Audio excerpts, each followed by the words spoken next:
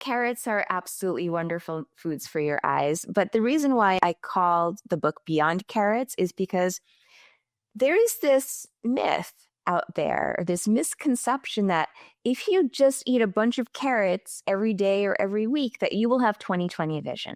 People just automatically assume that, okay, if I just eat this one food, I'll be fine. I don't have to worry about my eyes. But that's not the case. Carrots, yes, they're great foods because they provide beta carotene. Beta carotene gives carrots their beautiful orange color, but it's just one of the many nutrients our eyes need to stay healthy. So don't just eat your carrots, eat them plus other foods as well. It's a pleasure to have this opportunity to interview you for a change. Now, you've authored 3 books. The first one, of course, being Beyond Carrots, Best Foods for Eye Health from A to Z. And then, of course, Dr. Rani's Visionary Kitchen and Dr. Rani's Plant-Based Visionary Kitchen. Can you share, just as an introduction, a little bit about what sparked your passion for ocular nutrition and how your journey got started? Absolutely, I'd be happy to. And first of all, thank you so much for interviewing me. When it comes to nutrition, my interest really came about because of the health issue that I was having and how nutrition really changed the trajectory of my own health journey. So I have to disclose this. When I was younger, I used to eat very poorly. I grew up living on junk food, basically. That's what we had in the house. That's what I would eat. Even when I was in my 20s, early 30s, late 30s, I just ate junk food most of the time. I lived off of pizza and ice cream and diet soda. That was those were the 3 staples in my diet. And what happened was in my early 40s, I developed really bad migraine. And so basically I would have migraine attacks pretty often, and it became more and more frequent to the point where it was happening every single day. So if any of you have had migraine, you know that it's not fun having a migraine. It's quite debilitating, actually. And I couldn't shake it. I live in New York City. I'd been to some of the top headache doctors, and they kept prescribing me medication after medication. Nothing was working. So I tried this for 2 or 3 years, and then I knew I had to find a different approach. And then one of my colleagues suggested that I do something called an elimination diet. And I never had even heard of what an elimination diet was. It's basically where you remove pro-inflammatory foods from your diet and replace it with more healthy whole foods instead. So I was fascinated, and I said, okay, I'm going to look into this. And what I realized was that there were so many foods that I was eating that were pro-inflammatory, that were processed foods, that had refined sugars, just the worst types of foods that you can imagine is basically what I was eating for years and decades. So what if I came to that realization that, oh my goodness, maybe my own dietary choices were contributing to my problem? I started to address that, and I removed a lot of those foods, and I replaced them with more fruits and vegetables and whole grains and less processed foods. And that's when I started to get better. So this was really a big turning point in my life and my career when I realized the power of nutrition for my own health issue. And I started to use these same principles for a lot of my migraine patients. And I started to use them a lot for my patients with ocular disease. And I saw a lot of the incredible results that my patients got by changing their diet. And then I knew that I had to get this message out to the world. So that's how it all came about, from a personal health journey that's now become my passion and my mission in life. So, Dr. Banik, I love that honest response and a little bit about your journey. And I just want to highlight 2 things based off of that. And we're medical doctors, we're physicians. And a lot of the public has this preconceived notion that because you're a doctor, you're probably eating healthy and you're probably on top of your health. And clearly a lot of doctors, they're so busy, they're not really paying attention to their nutrition. They're eating fast, quick foods and processed foods. And then the other part I want to highlight is that your journey into nutrition stemmed from something that you went through personally. And it wasn't, even though we're medical doctors, there's not a lot of attention given to nutrition during our training, if any. We learn a lot about biochemistry. We learn a lot about the Krebs cycle, but in medical school and residency training, there's not a lot of focus on nutrition. Is that your experience too? Absolutely. And when I think back to my medical school training, I can remember about 4 hours based that we got nutrition education. We learned about the macronutrients. What is a fat? What is a protein? What is a carbohydrate? what are some nutritional deficiencies that can happen. For example, vitamin C deficiency can lead to scurvy. That was about it. And just after medical school, even during internship, residency, fellowship, we really never got proper education about nutrition. Only the extremes. When someone is severely deficient, what can happen?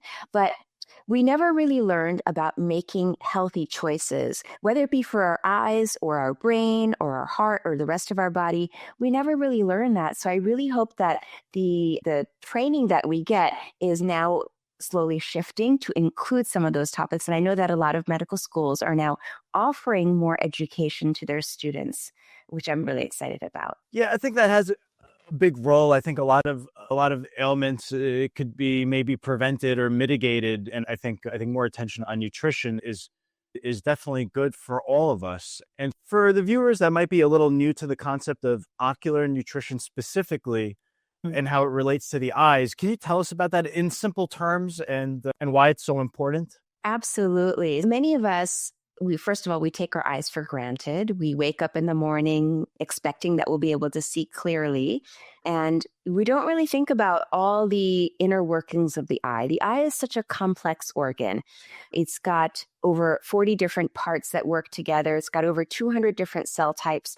And all of those different parts and cell types have a lot of different nutritional needs. And the eye is very highly metabolic, meaning that it has a very high metabolic rate. It processes light energy, it turns over cells constantly. And in order to do that, we need a wide, diverse nutrient intake. And so ideally, you want to get those nutrients from food. And sometimes when you're not able to supply your eyes with that variety of nutrients from food, it is important to supplement as well. So my take-home message here to try to put this in a nutshell is the eye is really complex.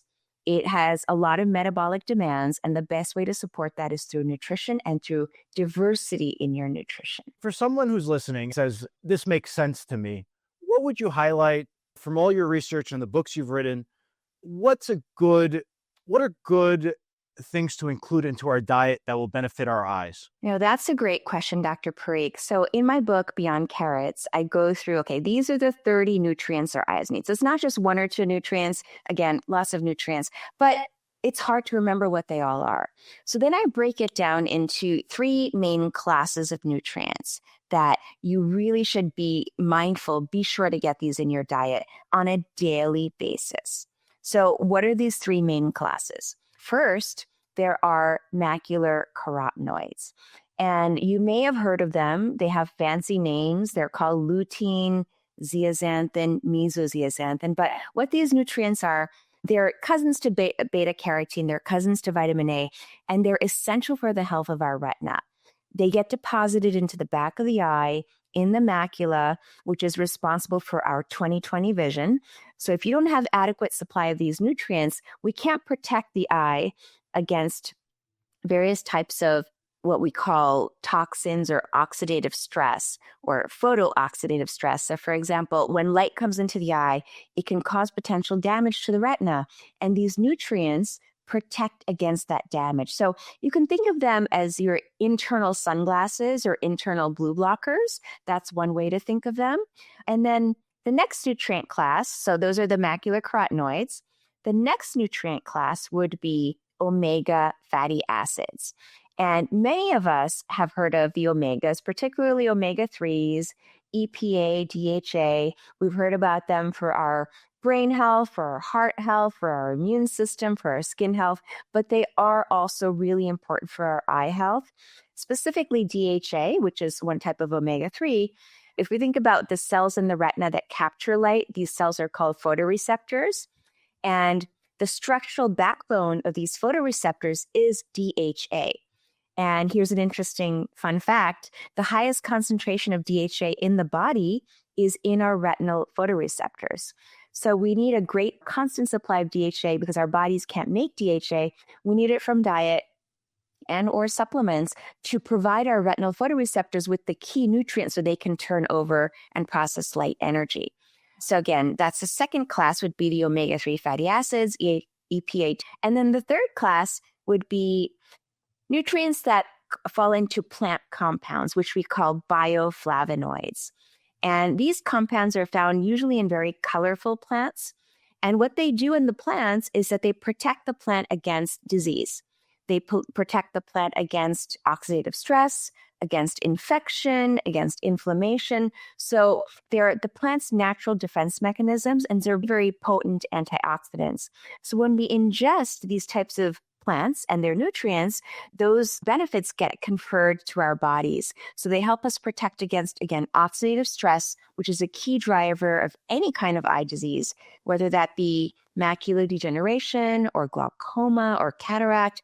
The base problem or the root cause is really oxidative stress. So again, these plant compounds that we call bioflavonoids, and some examples would be quercetin, which is found in certain types of colorful foods like red onions and berries, many other apples, for example. Many common foods have quercetin.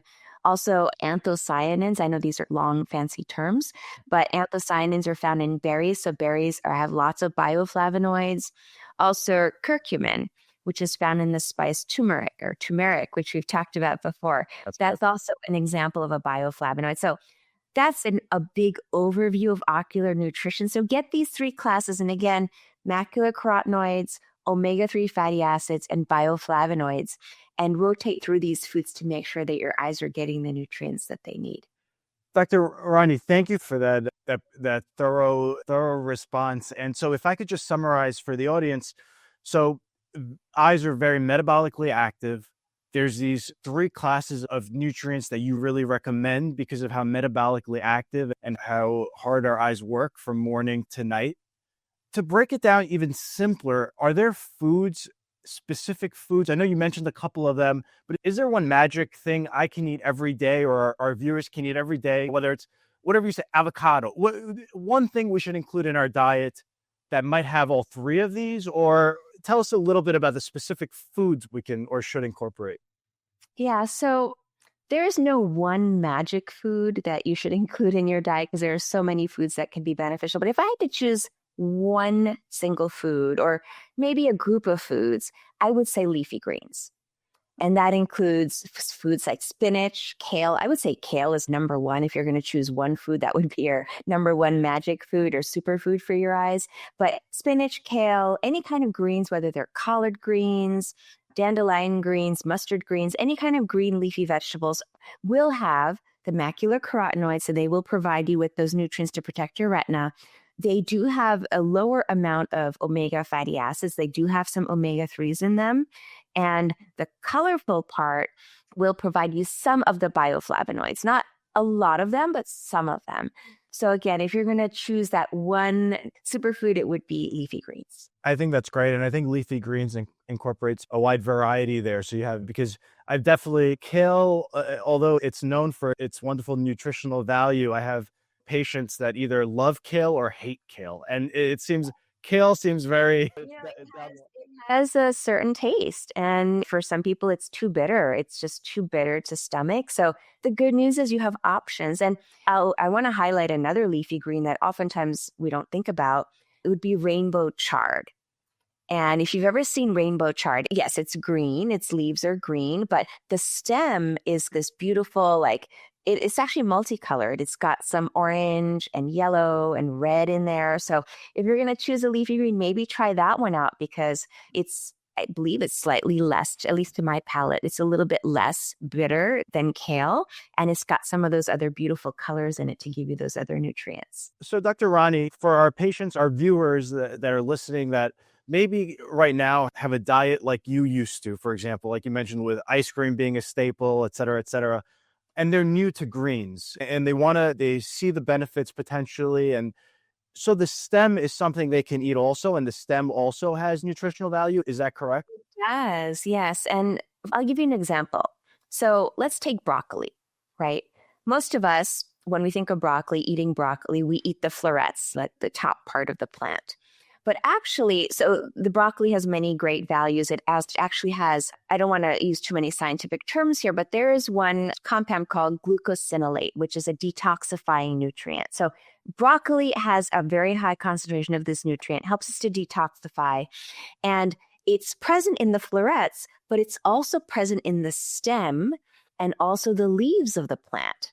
So if somehow you can incorporate into your, however you prepare your produce, if you can incorporate the stem, steam it, break it up into pieces, maybe blend it, have some of the leaves in there as well, try to incorporate the whole plant into your diet, not just the florets, which we typically think of.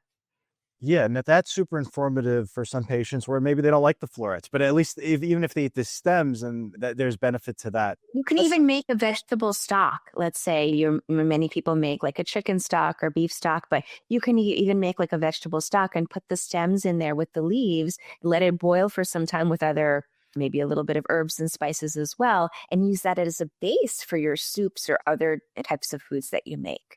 There's lots of ways to be creative using the whole plant. That's great. What about bell peppers? Are there, that's a favorite of mine because I find them so flavorful, and but does that have a lot of these beneficial compounds as well? What if someone just isn't a fan of green leafy vegetables? Are there other alternatives and options? Absolutely. And this is actually what I talk about in my first book, Beyond Carrots, Best Foods for Eye Health A to Z, because I do go through, it's not just one particular food or food group you should be eating. There's a lot of options. So if you don't like leafy greens, bell peppers are a great alternative, especially a lot of people think about, oh, I'm going to have some green bell peppers. That's probably the most commonly available. But in reality, if you have your choice, opt for the orange and the yellow ones. And the reason I say this is because the color of the orange and the yellow bell peppers, the reason it's that color is because it's very high in the macular carotenoids. Lutein and zeaxanthin are orange yellow pigments. And those bell peppers will provide you with a good concentration of that. Maybe not as high as kale or spinach, but it's pretty high. So that would be a good option. And then if you think about other yellow and orange foods, for example, corn. Corn is there are different varieties of corn, but the most common variety is yellow. And it's yellow because of high concentrations of lutein and zeaxanthin. And actually, the scientific name for corn is Zea maize, and that's where the word zeaxanthin came from. And then if you eat eggs, the beautiful yolk, the orange yellow color of the yolk in eggs is because of high concentrations of lutein and zeaxanthin. So there are many ways to get these nutrients, and you don't have to stick to just one particular food or food group. I really appreciate you breaking some of this down for us a little bit, because nutrition gets very complicated because it seems like every few years we hear something different, right? So 15 years ago, oh, don't eat the yolk, right? Stay away from the yolk because it's bad for you. Just eat the egg whites, etc. But now in the last few years, I'm reading a lot and learning a lot about potential benefits of the yolk, like you mentioned. And I think that's what makes nutrition so difficult, is we're always learning more and more about our foods that we're eating. Yeah, absolutely. And I want to just echo what you said about science always changing. There are those studies from 10, 15 years ago that said if you eat too many eggs, your cholesterol is going to go high, and stay away from eggs if you have heart issues, etc., cholesterol issues. But now a lot of those studies have been completely refuted. What we used to believe, what we were taught, is no longer the case. And so it is important to try to stay, for us as providers, to try to stay aware of all of these sometimes conflicting studies. But studies have shown that even if you eat, like some people can eat 2 or 3 eggs a day and not have their cholesterol being affected. Talk to your doctor, get some personalized advice, but try to include some of these foods, even though they may have been labeled as unhealthy in the past. Maybe they're not so unhealthy in moderate amounts, not high quantities, but in moderate amounts, they should be okay. And then the question that everyone is wondering, you mentioned yellow and orange foods. Carrots are still good. Are we okay with carrots?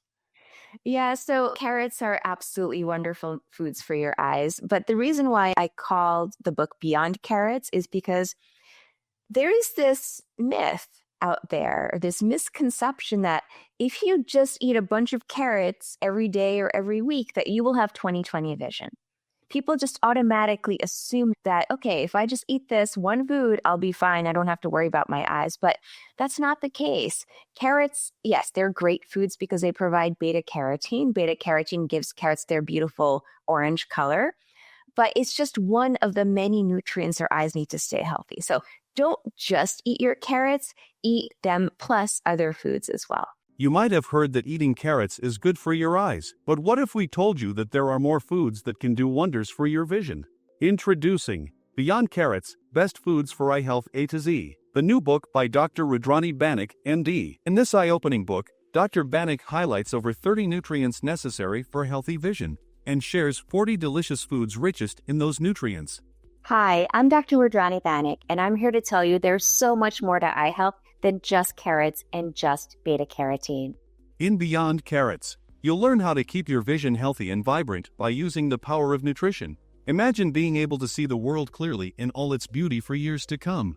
To keep your vision healthy and strong, you need to go beyond carrots. Get your copy today of Beyond Carrots, Best Foods for Eye Health A to Z, available on Amazon. Take the first step towards healthier vision and protect your precious eyesight for the years ahead. One question I have is how much, right? So is it better to eat a little bit of this stuff, incorporate it, add it to your diet a little bit every day, or better to just maybe eat one big salad once a week? How should we aim to incorporate these foods, and how much do we need to eat? Is it that I have to eat kale all day to protect my eyes? Or tell us a little bit about how do I have to quit my job and only eat kale and carrots? Or tell us a little bit about how the practicality of this. Yeah, that's such an important question, Dr. Parikh. And no, you do not have to quit your job just so you can eat for your eye. Please do not quit your job for this. So let me try to simplify it a little bit. So our eyes, again, need a lot of nutrients. And sometimes my patients, when I tell them how much they need to eat, and it should be every day, they cringe because they're not doing this. And I also would have cringed before when I was eating my unhealthy diet. But try to strive for 3 to 5 cups of colorful fruits and veggies in your diet every single day. So not once a week, not 2 or 3 times a week, every day. Try to have 3 to 5 cups. And again, it's a diversity. So, leafy greens are important. So let's say you're going to have 3 cups of your favorite leafy green, whatever it is, spinach, kale, collard greens, etc. 3 cups of that, 1 cup of, or half a cup to 1 cup of berries. Blueberries are my favorite for eye health and brain health, but you can have blackberries, raspberries, strawberries, goji berries, mix it up with your berries. So 3 cups of leafy greens, 1 cup of berries, and the other can be your choice. Maybe you're having some bell peppers. Maybe you're having some fruits, apples, for example, grapes, especially the darker colored grapes like red grapes, dark purple grapes, black grapes. Black grapes are delicious, by the way. Include some of those, or have some nuts and seeds. Nuts and seeds also count. So whether you're having maybe a 1/4 cup of pistachios or almonds or cashews, maybe some seeds, hemp seeds, chia seeds, flax seeds. So try to strive for 3 to 5 cups. And I know initially a lot of people will recoil and say, oh my goodness, I barely have a leaf of lettuce on my sandwich. That's my intake of fruits and veggies every day, or these types of foods. But really be mindful of it. And once you start thinking about it, you'll discover that there are lots of ways you can incorporate these foods. Maybe have a snack, pack a little container of some nuts and just have that as a snack. And that counts as well. You mentioned nutrition, and the topic we're talking about really is ocular nutrition. But in listening to what you said, you brought up that blueberries may be good for the eyes and also may be good for the brain, I think you said. Yes. And tell us a little bit about that, because, and again, some of the things you mentioned, like omega-3 fatty acids, I know that the cardiologists tend to like that. There's benefits to the heart from omega-3s. And it seems like there's a lot of overlap in that nutrients that you mentioned, and that they're not just good for the eyes, but they may be beneficial for the brain health, preventing dementia or Alzheimer's, for example. Can you shed some light on that overlap? Absolutely. And you were so right, Dr. Parikh, in your point that when you're eating mindfully for your eyes, you're benefiting not just your vision, you're benefiting your whole body, because there's so much overlap in these nutrients, what they can do for us, how they can fight inflammation and oxidative stress and keep us healthy. So yes, you're eating specific things for your eyes like the leafy greens or the berries or the omegas, but they're benefiting everything. And you get a 2-for-1 or 3-for-1 or 4-for-1 with those choices. And I'll just add a little bit about the berries, because there has been a lot of research that's been published recently in the past 5 years or so about the cognitive benefits of berries. So studies have shown that if you have half a cup of blueberries a day, half a cup, that you can reduce the risk of cognitive decline and dementia. So a simple change in your nutrition can, again, not just benefit your vision, they're benefiting your overall brain health. And it can slow cognitive decline. So it's something I recommend for everyone. Include those berries in your diet. And if you don't like blueberries, that's okay. Switch it out with another berry, but have berries in your diet, because those plant pigments are going to benefit your body. And it's just such a powerful way, rather than having to go on certain drugs that we don't even know if some of these drugs work for cognitive decline and dementia. Do it naturally through the power of nutrition instead. So, Dr. Banik, it's great to hear that some of these real superfoods that we can incorporate into diet can help our eyes, can help the rest of our body too, even our brain functioning.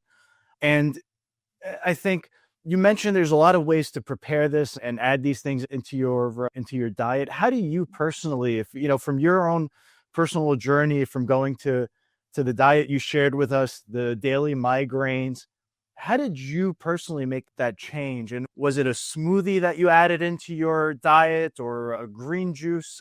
How did you add these foods into your diet? Yeah, one of the most powerful ways to move the needle on nutrition in general is, rather than to take away foods, a lot of people say, I love my whatever it is, my chocolate cake or my bacon with my breakfast. Rather than to take those away, I always tell patients, add something. Add this so that you're getting your nutrition. And yes, you can still enjoy those other things that you normally love to eat. So the one thing, you hit it on the nail, Dr. Parikh, is the smoothie. And I always advocate, I'm a huge fan of green smoothies, particularly smoothies that incorporate some of these eye nutrients. So if you had to build your perfect smoothie, I would include, again, 3 cups of your favorite leafy green, add half a cup to 1 cup of berries, add 1 to 2 tablespoons of your favorite seeds. So whether that be chia seeds, hemp seeds, flax seeds, these are all great. They provide omega-3s, by the way, plant-based versions of omega-3s. And then add maybe a 1/4 cup of nuts. Add some milk, whatever milk you prefer. I'm a big fan of plant-based milks like oat milk or almond milk, but there's lots of milks out there you can choose from. And then blend it all together. Add some ice, maybe blend it all together. And there you have depending on how much you put in there, 8 to 16 ounces of a green smoothie. And there you go. You can get your 5 cups of ocular nutrition in one go, and you are done for the day. And you don't have to think about it. You've done your needs, you've met your needs, and you can eat whatever else you normally eat. But if you're going to do that one smoothie a day, it will do wonders. Now, I want to just address speak a little bit more about this other option. You can do smoothies, or you can do green juices. Green juices also have a lot of those amazing nutrients, but when you juice, you're not having the fiber. And when you have the smoothie, you're having the whole plant, and you're getting that fiber and a lot of the water that the plant has. But the juicing it actually eliminates the fiber. So I prefer the smoothies over juicing. That's just a personal preference, but the fiber is so important to keep our gut healthy. And we know that our gut health also impacts so many other organ systems, including our eye health. And there is something called the eye-gut connection. So you want to support that. And having fiber is a great way to support that. So do the smoothie instead. I love that. Tell us a little bit, for those that might not be aware, smoothie versus juicing. So in a smoothie, you're putting the cups of greens into your smoothie and you're blending it all together. In a juice, what do you do? Is it really squeezing, like when you're making orange juice, you're squeezing the orange juice out of the orange? Exactly. It's basically like pressing it down and just taking the fluid or with some nutrients in it, but it's not all the entire plant. So that's the difference. And versus a smoothie, you're actually blending it all together. So you're keeping all the original benefits, the contents of the plant, and you're blending it all together. That's great. That makes a lot of sense. So using a blender and making this and having this once a day, even, it seems like a good place to start. Yeah. And you don't need a fancy blender to do this. Like I have a little NutriBullet that I use and it's got a little container that's about, I think it's like 16 ounces. So I know whatever I make there is what I need to have. It's like a single serve, or maybe it'll serve two people, depending on how much you want to have. But it's very easy cleanup. It's not very expensive. It doesn't take up a lot of counter space. So it's really not that difficult to do. So this is great. One question I do have for some of our viewers that may be listening and say, "Hey, this is great, but and I'd love to do it in an ideal world, but I work 2 jobs. I have 4 kids running around, and things are very stressful right now. And I would love to do this, but I also have, on top of all of this, I have health issues and I have doctor appointments. Can I take a vitamin supplement?" And I know the best way to get nutrients, from my understanding, is really through our food because we absorb things better that way. But for someone who really may not have the ability to do that at this moment, is there a vitamin supplement they can take that, or a specific, or different kinds? It's so hard to know because you go to GNC or you go to CVS and there's a million different brands. There's a million different vitamins with different dosages. Do you have any advice for any of our viewers that want a little information on that? Yeah, absolutely. And completely get it. I'm also busy and I don't always have time to cook and prepare food. I think supplementation is important if you need to fill in the gaps. So let's say you're not getting enough leafy greens, you're not getting enough lutein, zeaxanthin. And by the way, studies have shown that these two nutrients, the macular carotenoids, can help protect against blue light and eye strain from being on devices. So we're all on devices. We're on devices right now during this interview. For those of you watching, you're on a device probably. So how can you counteract that? Rather than to get blue blocking glasses, which have not been scientifically proven to work, include these nutrients in your diet. And again, supplement if you need to. So yes, there are so many supplements out there, and every year it seems like there are more and more options to choose from. The last I counted, there were at least 75 eye health supplements on the market, like different brands. But you're going to look for some ingredients. You're going to look for the ingredients, lutein and zeaxanthin and mesozeaxanthin. It may come as a branded ingredient called Lutamax 2020. So you can look for that on the label. You can look for Lutamax 2020 because that combines all the macular carotenoids and you know you're getting the right dosage. So there are lots of supplements out there on the market that have this blend. But in addition to that, you want to maybe take a separate omega supplement. So many people will take fish oil, for example. So you can do a separate omega supplement to get your omegas. And specifically for those bioflavonoids, I always look for a multivitamin. Many people take a multi like Centrum or Centrum Silver. Unfortunately, that multi does not have the bioflavonoids in it.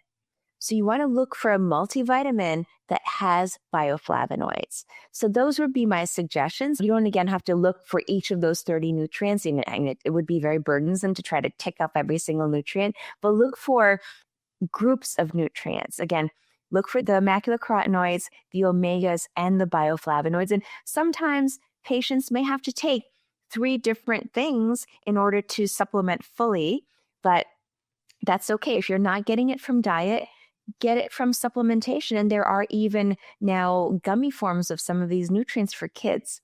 So if your kids are on screens for hours a day, which a lot of us are doing, and a lot of our kids are doing because now even their homework is on screens, you can encourage them to take a supplement. That's great. I love what you said about filling in the gaps. And I think that's really, really valuable advice. Is there a common myth or misconception that you often hear from patients that you'd like to share with us or share with the viewers? Yeah, I think I may have mentioned this earlier, but it goes back to carrots.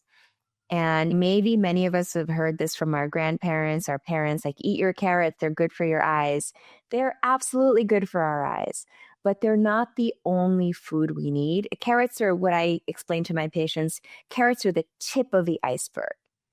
But you need to eat the whole, what the 90% of what's below that tip of the iceberg to support your eyes. So don't just rely on one nutrient, one food. Have that diversity in your diet. So this whole interview so far has been informative, and I think our viewers will really appreciate the practical advice that we're getting.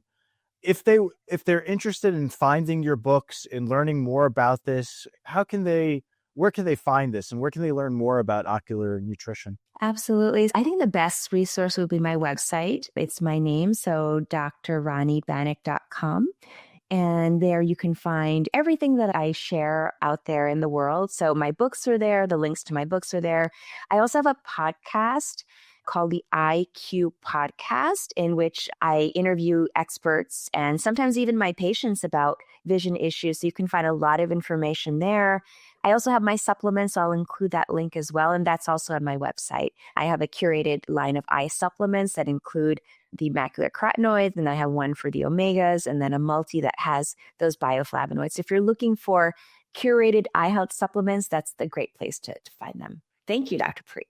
And I guess two more questions I have for you. One of them being a key takeaway that you'd like viewers to remember from this segment. Sure. So this goes back to an old saying that goes back actually millennia, like thousands of years back to ancient civilizations. And that saying is, food is medicine. And many people attribute that saying to Hippocrates, but again, it goes back actually millennia before Hippocrates. But the thought is, if you eat right, if you make the right dietary choices, not only will you be supporting your health, but you will be proactively preventing disease. And so really, I live by that. Food is medicine. Eat the right foods. And also, going back to the way I used to eat, my unhealthy diet, stay away from foods that may actually be fueling inflammation and fueling disease. So make the right choices, but also try to reduce your intake of some of those perhaps unhealthy foods. And that will keep your body and your eyes healthy. That's amazing. And then just going back to your sort of personal story and your daily migraines, which I can't even imagine how hard it is to deal with daily migraines on top of all the other responsibilities in the day. How has changing your diet and trying the elimination diet impacted you personally? It's been really a profound journey because I realized the importance of not just diet, but also lifestyle choices. I didn't mention this earlier, but in addition to my very unhealthy diet, I was also under a tremendous amount of stress. I wasn't managing my stress very well. I was sleeping maybe like 3-4 hours a night on top of all of that. And so it's really no wonder now that I had these daily migraines. And now, fortunately, I've been doing this now for several years, making dietary changes, lifestyle changes, but I still get migraine. There's no cure for migraines. I still get it maybe 2 or 3 days out of the month, but it's still a huge improvement compared to having migraine 30 days out of the month. So I'm so fortunate that my eyes were open to this empowering choice that I had about my nutrition, because it's made such a huge difference in my own daily life. And I have my life back. I have control back over my symptoms. So I think it was just serendipity that I came across this, and now I can share it with my patients. I'm really fortunate to be able to have the tools now to empower them to take control of their health as well. That's amazing. That's amazing. Thank you, Dr. Banik, for sharing your expertise and passion with us today. Your insights really show how what we eat can have a real significant impact on our vision and overall health. Stay tuned, everyone, and take care of those eyes. Thank you, Dr. Parikh.